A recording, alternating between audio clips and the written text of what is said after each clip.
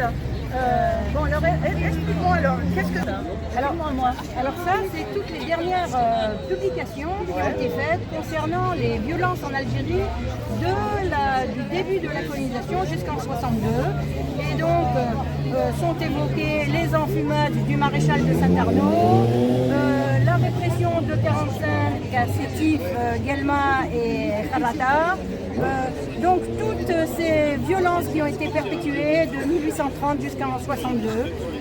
Vous trouverez donc des historiens, on fait des recherches et donc voici les dernières publications de tous ces historiens. Alors, ce qui veut dire que le passé est toujours vivant, dans la mesure où ce sont des publications récentes. Ce sont des publications récentes. La dernière publication concernant les violences faites en Algérie, c'est le livre d'Olivier Lecourt-Gramaison, Ouradour coloniaux français.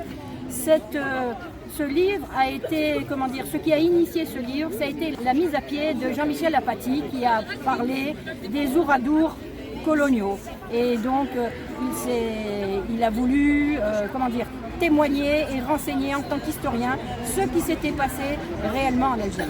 Voilà. Alors il y a plusieurs livres donc, d'Alain Routhiau notamment, la première guerre d'Algérie, il y a les vérités cachées de la guerre d'Algérie de Jean Sévillia, il y a l'honneur de Saint-Arnaud, et colonisé, exterminé sur la guerre et l'état colonial, toujours Olivier Lecourt. Alors on peut dire que Olivier Lecourt-Gramaison, c'est vraiment le spécialiste.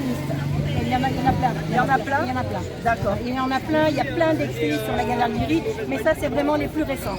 Alors il faut savoir qu'aujourd'hui c'est le 8 mai, on vient de commémorer là, le 8 mai, on a essayé de nous enlever les drapeaux palestiniens, alors qu'en réalité ce sont les nouveaux martyrs de la colonisation, on est bien d'accord. Ce sont deux combats similaires, c'est-à-dire la lutte pour l'indépendance et l'autodétermination des peuples. Exactement. Voilà. Merci.